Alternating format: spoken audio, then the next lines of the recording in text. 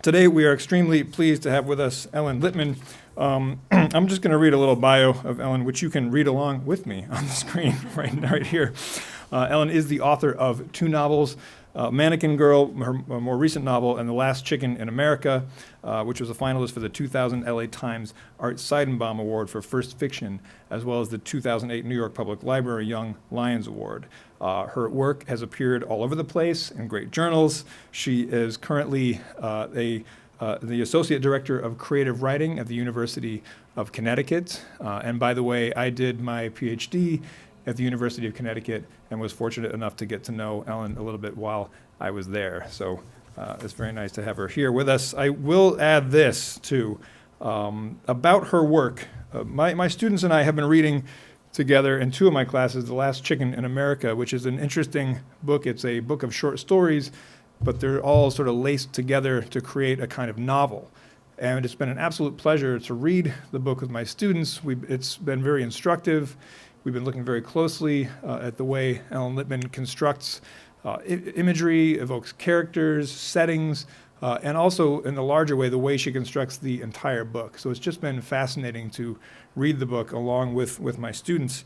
And just wanted to mention a couple of interesting observations on her work. First, the author Mary Gateskill has said, Ellen Litman's intelligence is fresh, tender, and wonderfully alive, which we all agree. And also George Saunders, the great author George Saunders, the great short fiction author with whom Ellen has studied, has said this about The Last Chicken in America, calling it a beautiful, complex portrait of an immigrant community that through its heart, virtuosity, humor, and unrelenting precision of vision ends up being about America itself, about the complicated blessings that freedom and the possibility of affluence bring. The people in The Last Chicken in America struggle, sometimes meanly, sometimes nobly, which is to say, they struggle like real people. And that's one thing that I've taken away from Ellen Litman's work. You really get this sense that you're immersed in the lives of real people, very interesting people. So without further ado, I'd like to welcome Ellen Litman.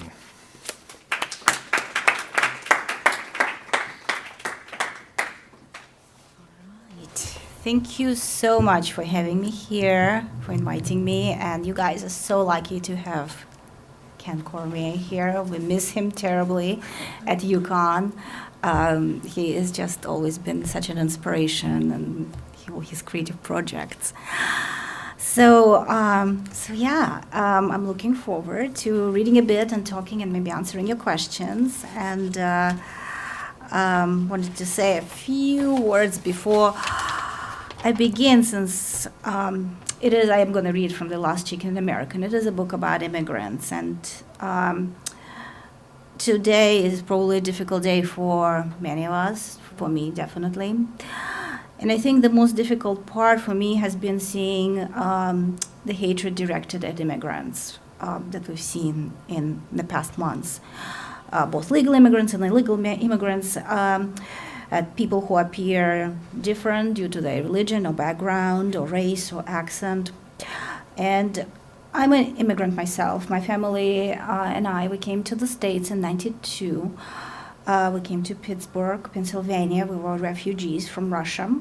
The reason we were refugees was because we were Jewish, and Russia at the time was seeing a huge upswing in anti-Semitism.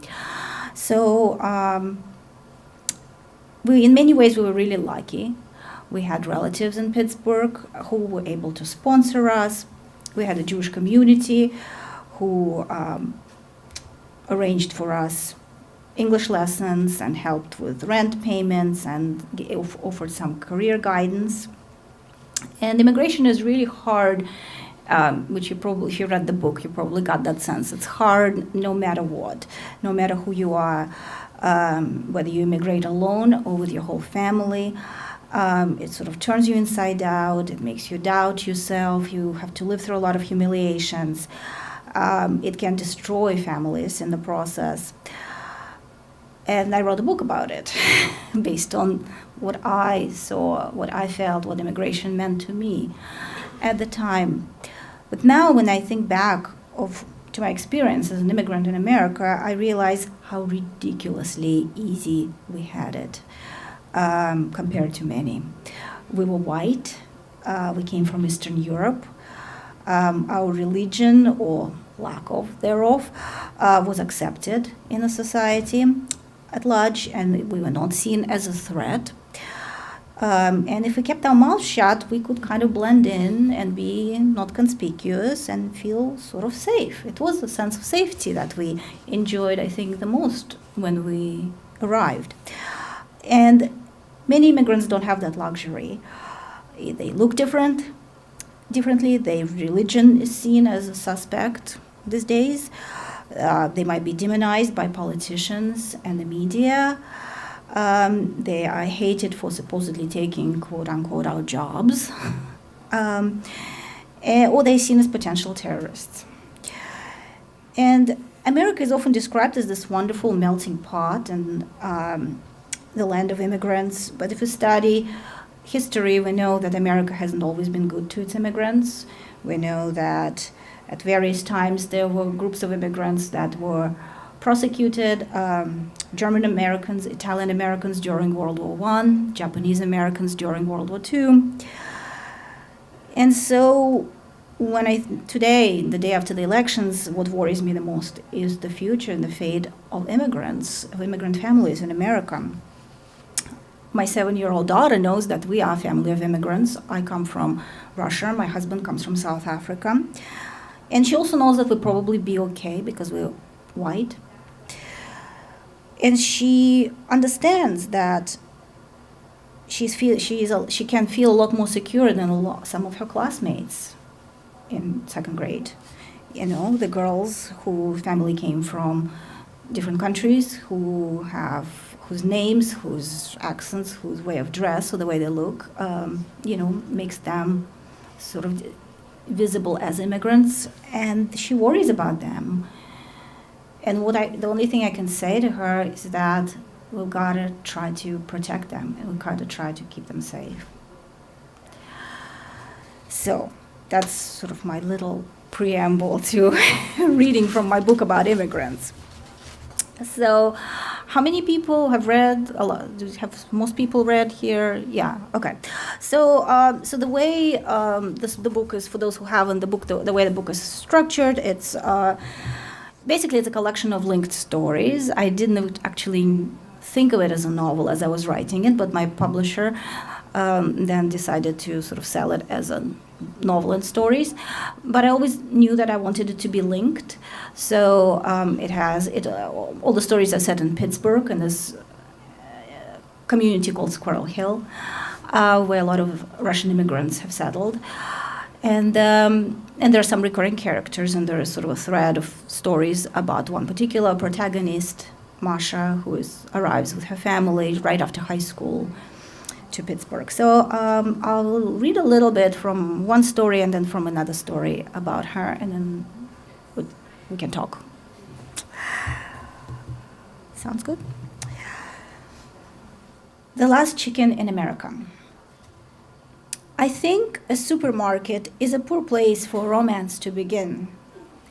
We came to America in July, and now in August the supermarket is still a bit of a miracle, although our eyes are starting to adjust to the earnest pinks and yellows and blues in the packaging that spell out foreign to us.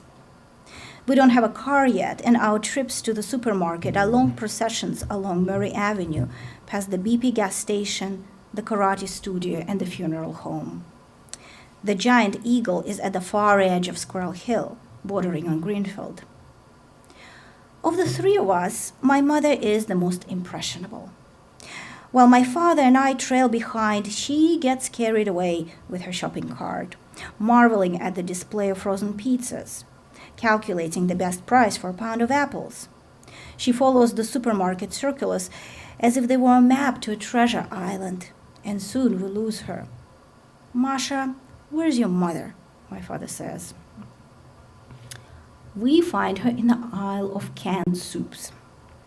She's talking to a wiry boy who looks my age, 17, maybe 18, 20. "Alec is from Moscow," she says. "He came to Pittsburgh all alone." "An exchange student," explains Alec. He shakes my father's hand, and I step back a little. He looks to be the kind that my parents adore, the best student in class, always in the first row, a geek, a botanist, as we used to call them at my Moscow school. Alex smiles at me, and it's the unpleasantly wholesome American smile. It emanates charm and fluoride, good fortune and good breeding, and you either know it's fake and don't trust it, or you trust it too much. You're living all alone. It must be hard, my mother says. You must be missing your parents. Yes, confirms Alec. He misses them a lot, worries about them stuck in Russia with the Russian economy forever plunging. Worries practically every day. Sometimes can't do sleep at night. My parents give me quick, chiding looks. That's what children are supposed to be like. He lives by the university, but his job is in Squirrel Hill. 4 nights a week he works at Rosenthal's Pizza on Murray, a faded yellow building with blue lettering nestled between the travel agency and Judaica books. The following night, he comes over bearing a large cardboard box of leftover pizza slices, a move that is sure to win over my parents. At dinner, he tells us about his job, about the Hasids who come to the restaurant for the kosher pizza, sweating in their heavy jackets and hats, their beards and payas slick and unclean. They leave miserable tips or sometimes no tip at all. Goddamn Jews, Alex says, and smiles. He is, like the rest of us, unmistakably Jewish, with his squiggly looks and black curly hair. We don't like Hasids either. To my mother, Alec relates the hurdles of his solitary life. To my father, he explains the advantages of Visa over American Express. We learn that he's 20, studies business at the University of Pittsburgh, and that both of his parents teach economics at Moscow State University. He's got a good head on his shoulders, my father says, when Alec finally goes home. Unlike you, Masha. My father is wrong, and he knows it. I've always been a good student. In our class in Moscow, I was the 5th best in physics, and in math, my composition on fathers and sons was sent to the regional Olympics, and if it weren't for chemistry, I might have graduated with a silver medal. This is what I think as I sit in my daily English class and practice dialogues from the Easy Steps workbook. No man will ever notice you if you look so sleepy, whispers Regina. She's 60 and well preserved. She wears her hair up twirled into a crown, and her makeup is tasteful. It is unclear what men she's referring to. The only men in our high intermediate ESL are worn-out middle-aged engineers with bratty kids in Alderdice High School and loud wives in the advanced beginner class next door. Brighten up, Masha, Regina orders me. Look at Larissa, how her eyes are always shining. Regina likes to maintain contact with the younger generation. In our class, the younger generation is me, Lariska, and Mila and Yana, the twin sisters from Donetsk. At lunch, Lariska and I take our sandwiches and yogurt outside. Lariska is 2 years older than me, with dusky fuzz on the sides of her face and eyebrows grown together in a loose check mark. She wears turtlenecks from the $9.99 store, and I don't think she's all that pretty. She's been here for 4 months, and she tells me there are no appealing boys among the new immigrants. She is in love with an old-timer, a mysterious distant cousin, Zhenichka. He has a girlfriend, but Lariska is working to fix that. Any progress, I ask? He still doesn't know what's good for him, complains Lariska. She shows up at Zhenichka's house unannounced and ready to seduce. His parents adore her. He's melting too, she says. I think he's melting. When she's upstairs in his room, his parents don't disturb them. Do you know if you're supposed to wait to have sex after a yeast infection? She asks me. Because I think I'm going to sleep with him on Thursday. I say I don't know. She has it all planned anyway. Alec keeps coming over for dinner. Not every night, but often, 3 or 4 nights a week. He sits at our dining room table, all smiles and good behavior. Loans are good, he tells my parents. That's how you build your credit history. He explains to them how credit history is important and how loans are the American way. Now, what did you do in Moscow? He asks my father and listens to him mumble about circuits and resistors. I think you'll be able to get a good job here, Alex says, with the confidence of a fortune teller. Do you know how to do a resume? I get up to my room and go to my room, where I try to read F. Scott Fitzgerald without a dictionary. Then I walk outside, check the mailbox. A few glossy flyers from a furniture store, a penny saver, no letters. Later, my parents scold me for ignoring Alec. What's your problem, my father says. He's a good guy, so what's your problem? Can't you be a little nicer to him, says my mother. The boy is all alone. Show some kindness. How did you manage to grow into such a hard person? I tell them Alec bores me. I tell them I'm allergic to his cologne. You've never been allergic to anything in your life, says my mother. In September, Alec asks me out. He invites and I go. I don't even want to. It must be because I want to prove to my parents that it's me Alec cares for, not them. Or maybe it's because of Lariska's shiny eyes and Regina. Or maybe it's nothing at all. Maybe I'm just lonely, missing my friends. It's only been 2 months and 2 weeks. And every time we pass by the karate studio on the way to Giant Eagle, I think of a particular classmate back in Moscow who was just starting to notice me at the end of the year, just before we left. We have dinner at Burger King. Alec orders 2 cutlets layered between the bread buns. You hold it with both hands like this, he instructs me. Then you bite into it. Listen, genius, I want to say my mouth doesn't open that wide. I pick up the ungainly sandwich and try to preserve my decorous European ways. It falls apart. Its soggy layers sliding, dripping mayonnaise, spilling shredded lettuce. I think I need a fork. On the way home, Alec does all the talking, the quick succession of family history and useful information. He tells me jokes, old Armenian radio anecdotes. He tries to imitate the Armenian accent. I steal sidelong glances at him, his childish face, small body.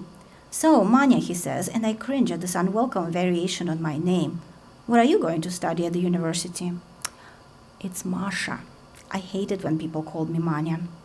Come on, Manya is cute. My best friend in Moscow is Manya. Don't worry, I'll help you with your college applications. Oh, the vexation. This is not what I want. Not this boy with his adolescent chicken neck and his outdated jokes. What I need is somebody like my blonde ex-classmate with his muscles and his karate. Somebody strong and assured who would shield me from the world. In our apartment, all the lights are dimmed and blue streaks dance across the window in the room where my parents are watching TV. And all I feel is this unsettling longing. I sigh involuntarily. Now Alec will think it's about him, about our so-called date being over. But he understands. He looks at me and his eyes are encouraging and quiet. He says, give it time. Things will turn out right. He says, I'll call you tomorrow. I watch him walk back to the bus stop, the vague outline of his backpack melting in the dark, and I think it might be okay to be friends. I might need it. After English class, I wait for my parents. They're in advanced beginner next door. Then we walk home together. Susan, my parents' teacher, hurries by, late for her bus. She's young and dark-haired and into bodybuilding. See you later, alligator. She waves to my parents. In a while, crocodile. My father grins back. It's a little rhyme they've learned in class that week. What did she say? My mother asks. Nothing. She said goodbye. My father doesn't like to explain things. No, there was something else. I'm not crazy. She said goodbye in English. Were you in class today? Were you listening? Masha, you tell me. What did she say? I don't know. I wasn't listening. Leave me alone. I hate being in the middle. I hate being with them at all times, everywhere they go. Classes, welfare, dentist's office, supermarket. I translate forms and letters. I interpret. This is my job, and I'm required to go alone. Then there are tears. Right in the middle of the street, My mother is crying. Her lips twist helplessly and her face bunches up. You're hiding things from me. You hate me. You're ashamed of me because my English is bad. She takes off, walks ahead of us, tripping, smearing those tears. I glance at my father. Should we hurry up? Should we go get her? His face says, no, we shouldn't. And we continue to walk, slightly behind, following my mother's uneven gait.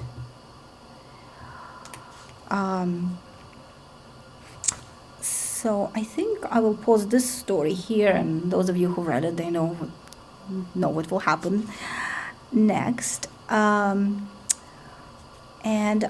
I'll jump ahead to another story about the same character, and this story, Charity, takes place probably a year and a half later, so she's in college now. Charity. I got the job from the Donetsk twins when they didn't want it anymore. It was at the end of the winter, our second year in Pittsburgh, and we were still on welfare. The job paid in cash, and after a week of pleading, I persuaded my parents to let me take it.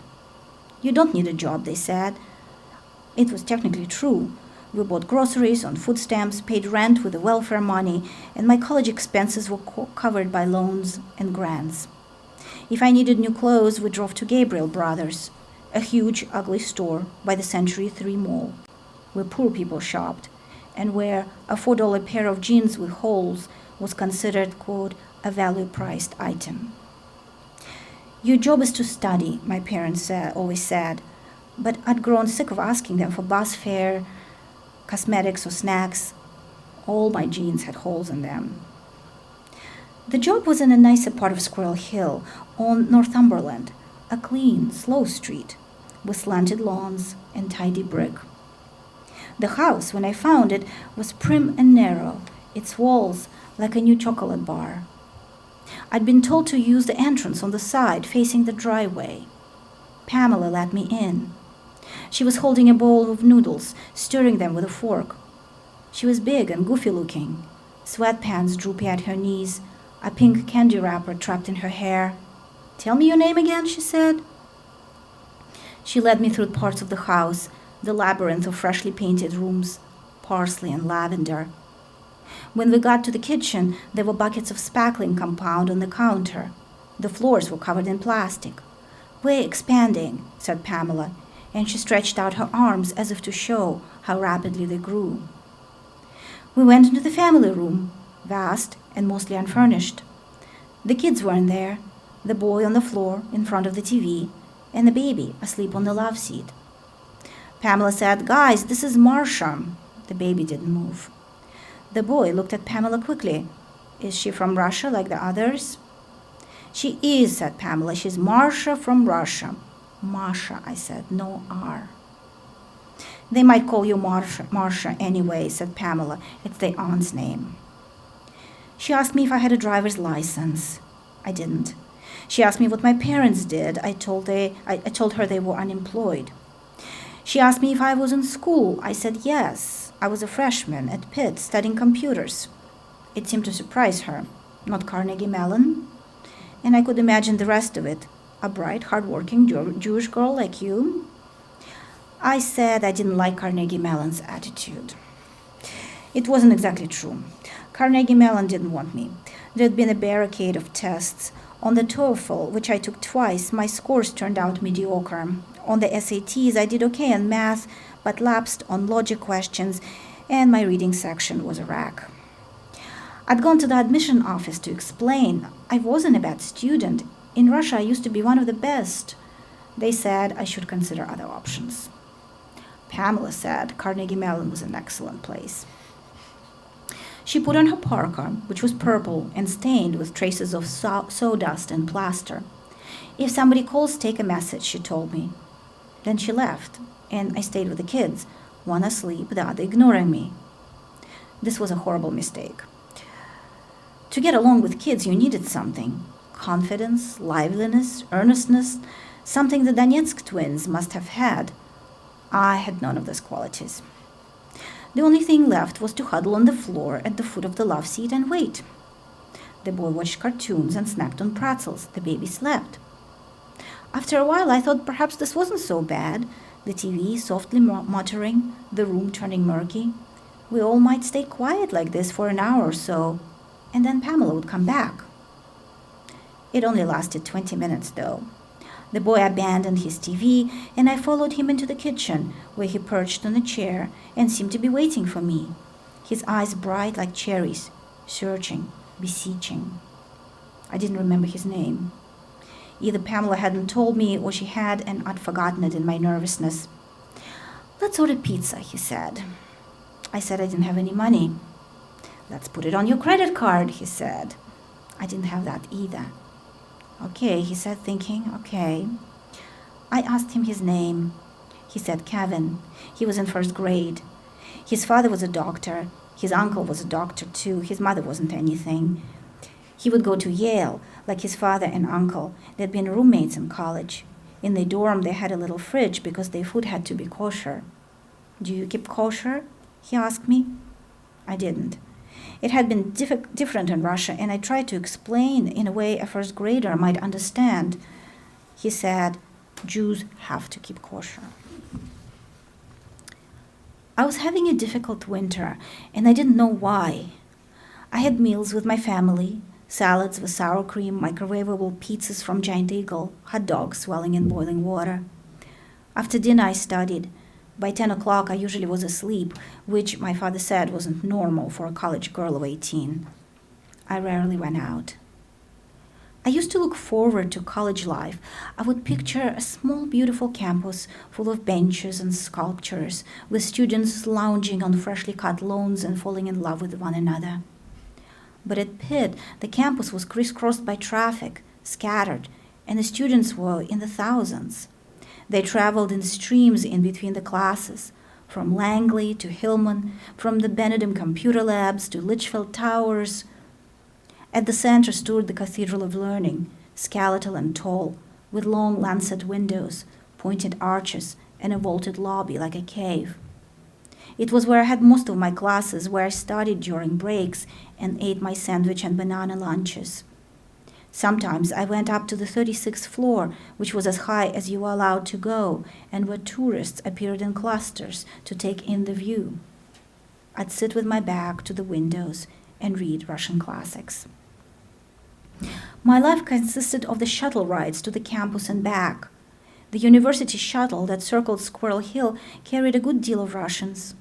Most of them, like the Donetsk twins, worked at the hospital cafeteria in the upper part of the campus and studied computer science or accounting.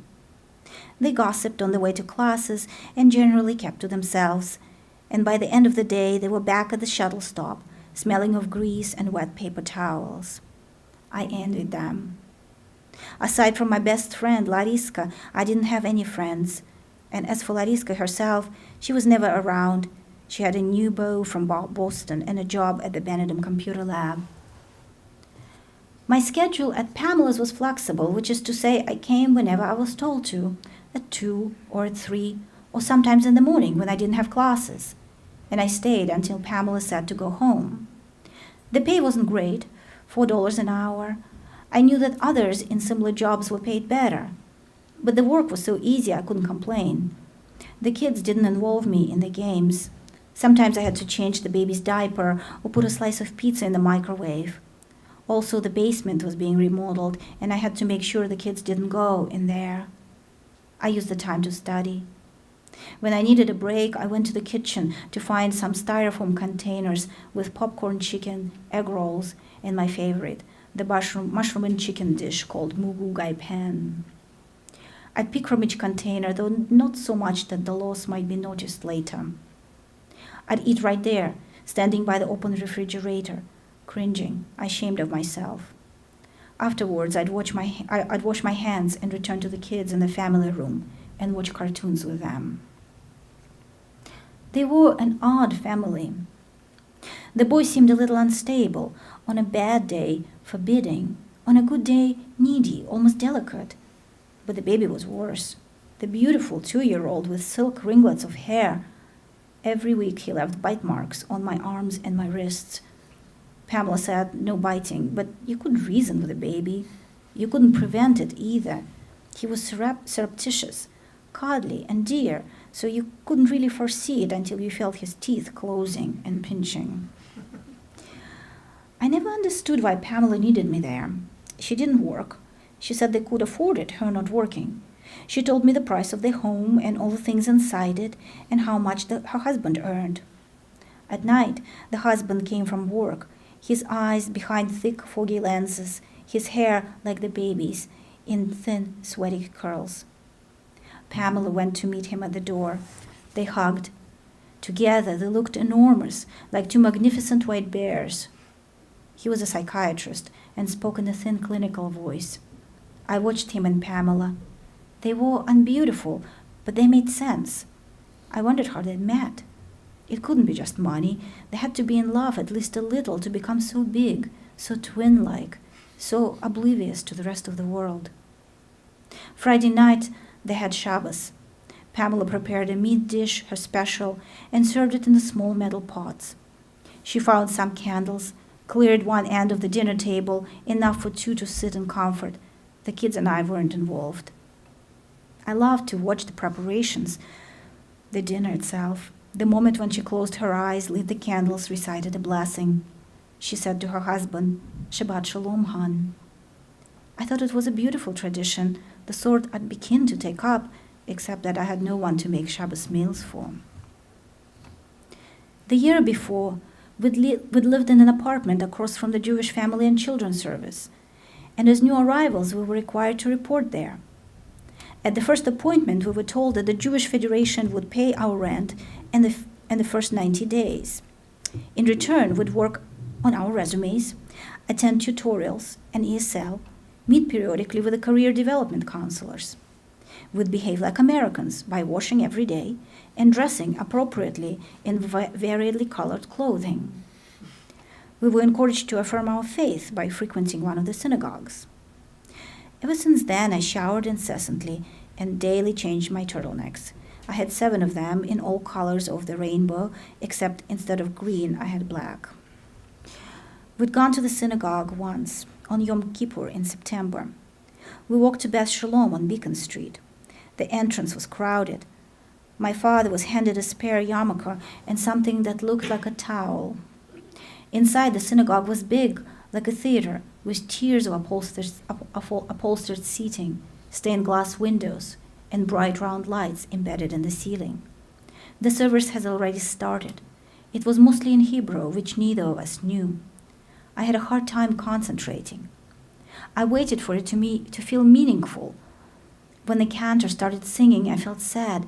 He had a luminous voice that went up to the skies and made my insides clench with loneliness. I glanced at my parents. My mother picked at the prayer book.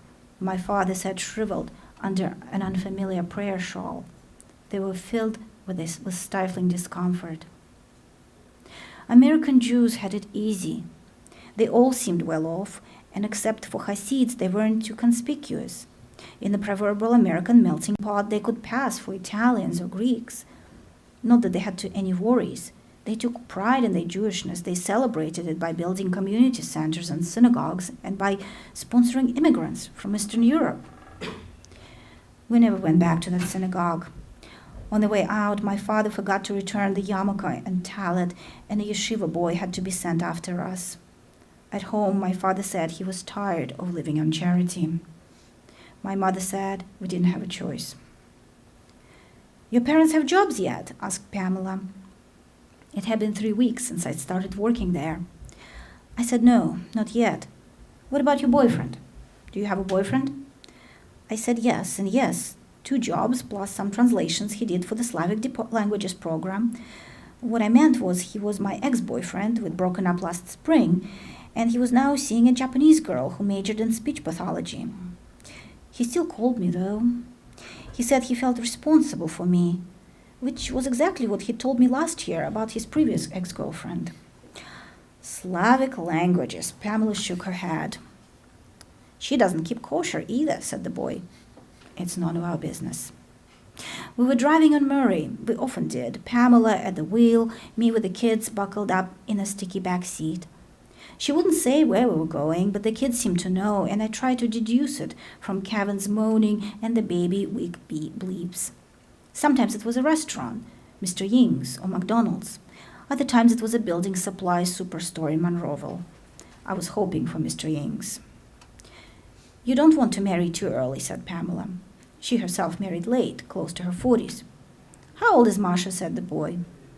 I said I was 18. Pamela yawned. 18, she repeated to the boy. I hope she gets her driver's license soon. We had to drive slowly. It was February, and the streets were bleary and covered with sleet. We stopped by a kosher store across from the Giant Eagle. Wait here, said Pamela. The boy released a howl. No way was he staying with me and the baby. You're being a nuisance, she said. He pounded on the windows. The car, he said, was suffocating him. You can wait outside, said Pamela. She unbuckled the baby and locked all the doors. I was left on the sidewalk with Kevin and the baby and no idea how to restrain them. I felt stranded. I held the baby while he squirmed, and Kevin ran circles around us. I asked him to stop. He was colliding with pedestrians. He paid no attention. We don't have to listen to you, he said after I raised my voice. Our mother's paying you. I considered quitting on the spot, but I couldn't. I prided myself on being persistent and responsible. I didn't want to give my parents the pleasure of gloating and saying they'd warned me about the job. I stared at the traffic, at the pedestrians on the other sides of Murray, elderly women in plastic kerchiefs, plump yeshiva boys in their unbuttoned coats. I saw a couple stop, bundled up, middle-aged, their faces drab, a hint of discontent and kidney stones. My father saw me first. He prodded my mother, who at first looked startled and then elated. They waved to me. I made a brutal face that meant go away, but they wouldn't. To them, this was a great entertainment. Those people are waving at us, said Kevin when Pamela came out of the shop. It didn't take her long to understand who those people were. She waved to them. Hello, Masha's parents. My mother smiled gratefully. My father scoffed. It was their turn to be embarrassed. They were dwarfed by the Russian boat codes and by the absence of jobs, humbled by Pamela's attention. We watched them withdraw into a side street, two comical figures stepping timidly on the icy sidewalk. Your parents are cute, said Pamela. So I will stop here, and I hope I didn't go too long, did I? No? And I guess we can talk about this book. So the way we run the YAWP series is now we have an opportunity to ask any questions that you'd like to ask of the authors. So feel free to.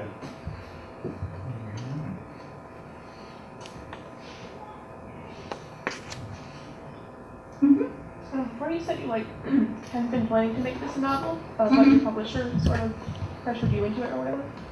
What were you doing before then with these stories?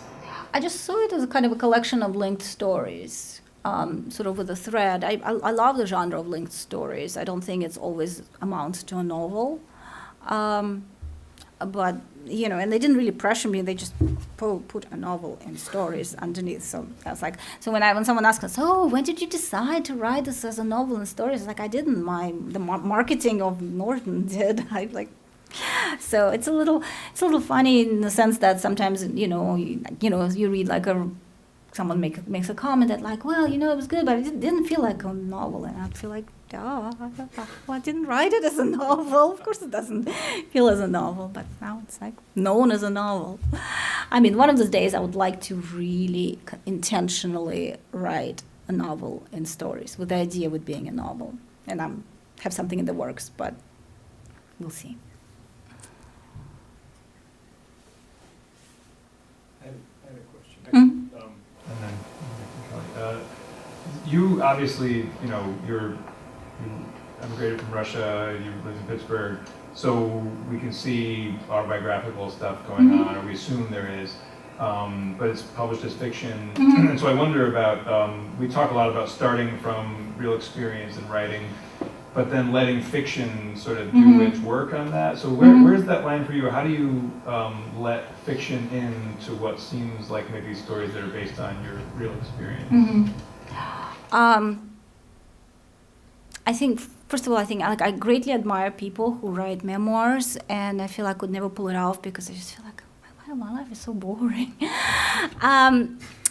But with this particular book, I didn't want a book just about my experience.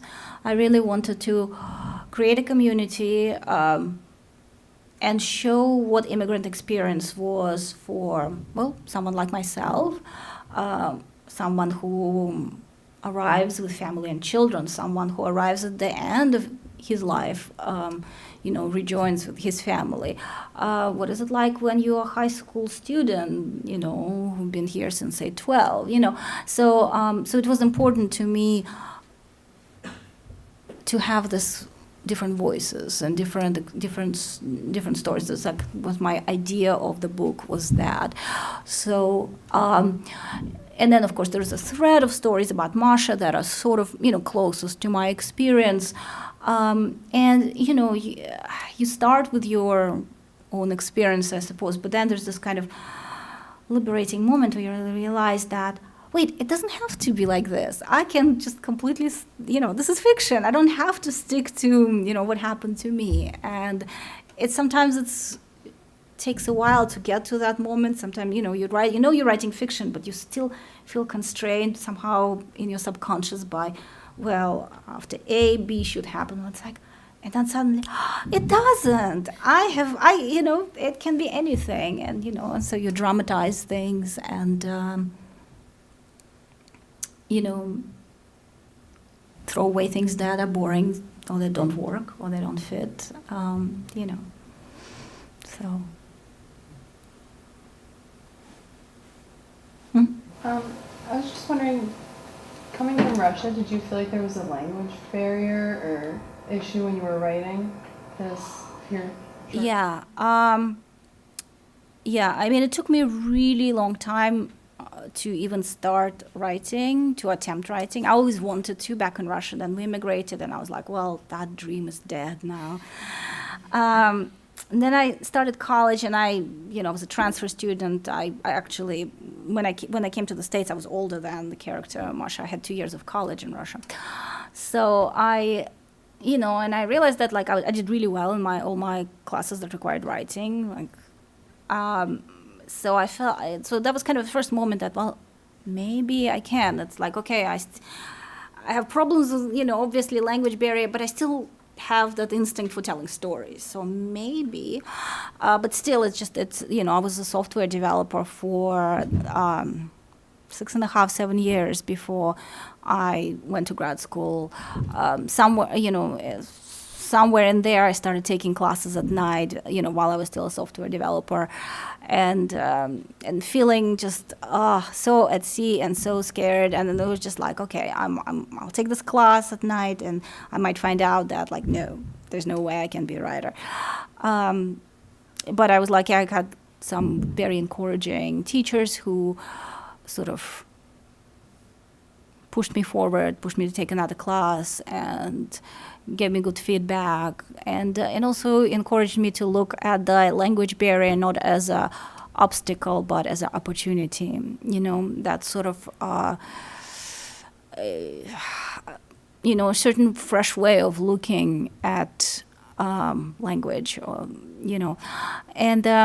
and I really appreciate it. And I think, for example, sometimes when I'm writing and I feel like my writing is getting sort of stale or something, I'll pick up a Russian book, a contemporary Russian or classic, and just kind of suddenly having another language in my head kind of kicks me out of the sort of predictable, there's that sense of freedom, just because now I have 2 languages in my head and they're kind of bumping against each other. So I hope that. Do you write in Russian? No, unfortunately not. I try to translate a little bit from Russian. I like to sort of I consider it I don't have the time to translate a whole book, so I'll find I like to find contemporary authors that I like and maybe translate a short story. And so I've done that a couple of times, and it's really exciting and really rewarding. I like to see what books are being published there, and I think they're doing a lot of interesting stuff and being hilarious. Yeah. Yeah. To go back to your question, also to your question about sort of the autobiographical, I think it was sort of more interesting with my novel, with the second book, with Mannequin Girl, because I started sort of writing it, and I was just kind of, it was very close to, you know, I mean, to my experience growing up. The mother was like my mother, whatever. And when I went to the school, and there was this fabulously charismatic literature teachers, husband and wife, who ran this drama club, and you know, and I was completely besotted with everybody, with the club, and with them, and with everything about them, and so at one point, it just, as I was working on this novel, I was like, wait, what if the girl is the daughter of this kind of, like, what it would be like to be a daughter, not of, like, you know, my mother, but of this kind of, like, exciting and whatever, you know. And then I had a completely different character, sort of some experience, some feelings still, you know, went in, but it was completely different person with different worldview, different expectations and problems, and etc. So that was fun. Yes. Would you mind talking a little bit about the process of your writing? How and why? What, do you have a time? Oh dear, I used to. Before, well, yeah. So let me explain. So I think I write better. You know, before kids, life was different. I could sort of choose that, like, my best time was in the morning, and I would write the first thing in the morning, and all of that. And it was, and then my first daughter was born, and you know, and I was working, and then I had a babysitter come in, like, in the afternoon for like a couple of hours, and early evening, and I would work on my second book during that time almost every day. So that was still manageable. Then I had another child. So then everything went crazy. So it's hard. I mean, I can't really blame the children, though, at this point. I think it's just kind of balancing work, you know, full-time job. I always feel like I have to first respond to my students and all the work emails before I can sort of, I don't know. I need to learn to be sort of more selfish, I guess. And so, like, my writing is important. Protect the writing time. But I'm not very good at it. And I'm a slow writer, so it takes me a while to get things into shape. I don't know if I Well, I was Tell you going about- to ask you, I asked Wally Lamb once, Mm-hmm. and he came to one of my classes, and he said he just devoted time every day to writing. Yeah. But he didn't always have a plan. He just wrote, and then somehow whatever he was writing formed, and then he could go with it. And I just thought that, I mean, some people need a topic or an image or something to go with, and some people just write. And I just wondered how, I mean, you obviously have a biography involved. I am, you know, just hearing that, I can see all the details of specifics, and I love that kind of writing. So do you think about all those specifics, or does it just flow out of you? Or? No, I have projects in mind. I get ideas. I get like sort of first sentences of stories. I have ideas for either story-based or novel. I mean, like right now, I don't know, I have too many right now in my head and no time to sit down and do them. I do, though, believe greatly in writing every day. And I haven't been lately, but I think it's super important. And I tell this to my students, like, it's like, if you want to be a writer, you gotta make it part of your life. You know, when I was just starting writing, and I was working as a computer software developer at a startup, you know, which meant in Boston, which meant basically you go to work, you never know what time you'll be coming home. You might be working all night.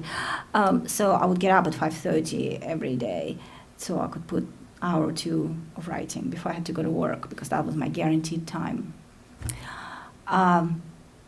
So now I need to do something similar.